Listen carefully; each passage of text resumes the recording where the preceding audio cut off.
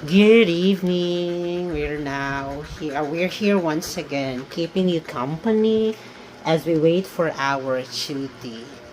Actually, nagulat pagid ko sa akong duty karon kay 10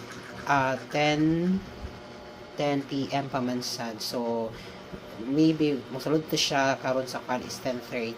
This is actually mathematics tutorial. Well, anyway, good evening. We're here once again, keeping you company as we wait for our duty. So, those late night thoughts that arrive uninvited, but somehow always on time. But before we start, what if while waiting for my duty, what if if I'm radio 98.3 and that is the late night confession. But before we go on, before we go, kani bito nga libro kay grabe ka tsada. Promise. How to heal yourself when no one can.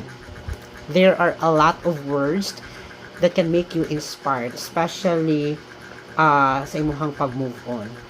Promise. Nadanhi sa akong nabasa na ako, nadanhi ako nabasa nga kanang which is na-attach kayo yun ko is kato ang never beg someone just to stay.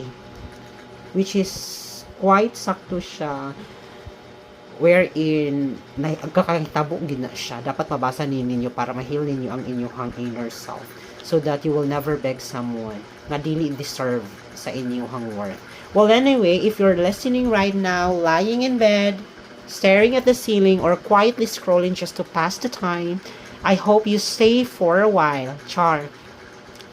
Because tonight, we're talking about something a lot of people feel but don't always admit. Begging. Not the kind you say out loud, but the kind you feel. The kind where you wait even when you know they're not coming. The kind where you hold even when everything in you is already tired. The kind where you keep choosing someone who already stopped choosing you. And it's painful because you don't even realize you're doing it. I've been there actually. You call it love, you call it patience, you call it understanding. But deep down, it's you slowly asking someone to stay in ways you don't even say. So tonight, let this be your reminder.